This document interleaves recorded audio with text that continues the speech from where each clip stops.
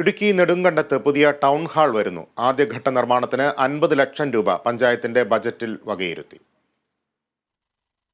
നെടുങ്കണ്ടം ഗ്രാമപഞ്ചായത്തിന് 56.57 കോടി രൂപയുടെ budget. Vice president D Jayakumar അവതരിച്ച ബജറ്റിൽ 55.58 കോടി രൂപ ചെലവും 98 ലക്ഷം രൂപ മിച്ചവും പ്രതീക്ഷിക്കുന്നു.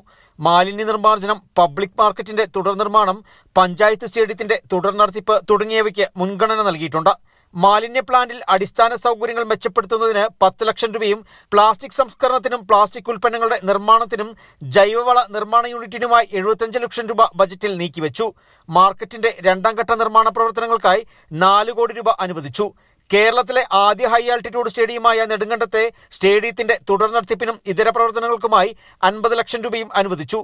ക്രിമിറ്റോറിയം, സഖീദർശൻ പാർക്ക് എന്നിവയ്ക്കും ബജറ്റിൽ പരിഗണന നൽകിയിട്ടുണ്ട്.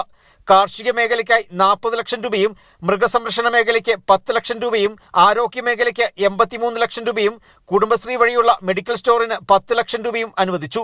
കുടുംബശ്രീ സംവിധാനങ്ങളുടെ വിപുലീകരണം, ജാഗ്രതാ സമിതികളുടെ ശാക്തീകരണം, വയോജനങ്ങൾക്കും മറ്റുമായി കൗൺസിലിംഗ് തുടങ്ങിയവയ്ക്കും ഫണ്ട് അനുവദിച്ചിട്ടുണ്ട്. ഗ്രാമീണ റോഡുകൾക്കായി 4 കോടി രൂപ ബജറ്റിൽ ഉൾക്കൊള്ളിച്ചിട്ടുണ്ട്. തൊഴിലുറപ്പ് മേഖലയിൽ 13 കോടി രൂപയാണ് അനുവദിച്ചത്. ബജറ്റ് അവതരണ യോഗത്തിൽ ഗ്രാമപഞ്ചായത്ത് പ്രസിഡന്റ് ലേഖ ത്യാഗരാജൻ അധ്യക്ഷത വഹിച്ചു.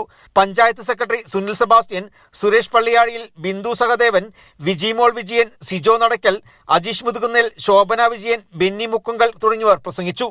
Kerala vision news, Idukki.